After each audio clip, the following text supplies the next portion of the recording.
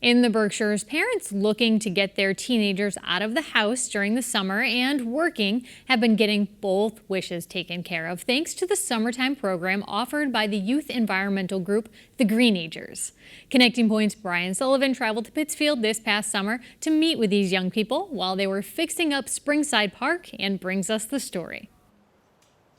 At first glance, this may appear to be young people on a Peace Corps mission clearing a path in a deep forest of some faraway land, or carrying materials to build shelter in a storm-ravaged village.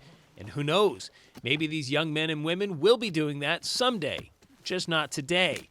Right now, they're in the city of Pittsfield, which for many is the last Massachusetts city they'll pass through before crossing into New York State. And while it may not be a city in the metropolitan sense, it certainly has an industrial vibe about it, so it's probably not the kind of place that most people would think is home to large swaths of conservation land. But here we are.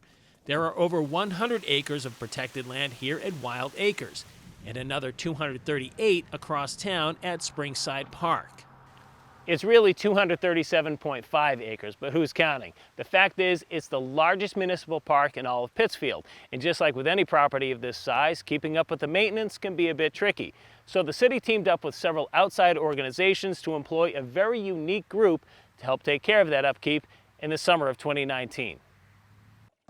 Today, the crew is working here in Springside Park, building bridges over small streams to make the trails easier to navigate for the people that use these trails. We see a lot of people coming through here every day using the trails on bike, on foot, and it's just in need of some care and help, and we're here to make that possible and make the trails better for them to use. Greenagers is a program that engages youth in sustainable agriculture, conservation work, and basic education about environmental issues.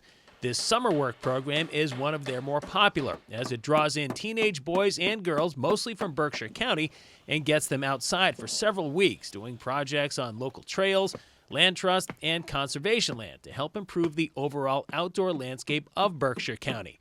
And while the crews themselves are made up of students still in high school or those who have just graduated, the crew leader is someone only a few years beyond that, making their experience one of teaching and learning.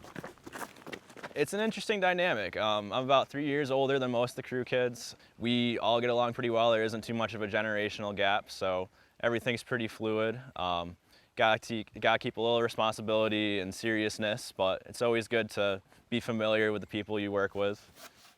For some of these kids, this may be their first time using tools, working in teams, or collaborating with students from other schools and towns. And it's a far cry from the steady streams of screens, mobile devices, tablets, desktops, laptops, and televisions by which we're inundated daily. But all that aside, the big selling point for many was the location.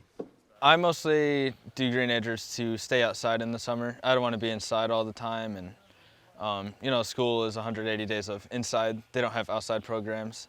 This is definitely something that I would want to do in the future, like anything outside.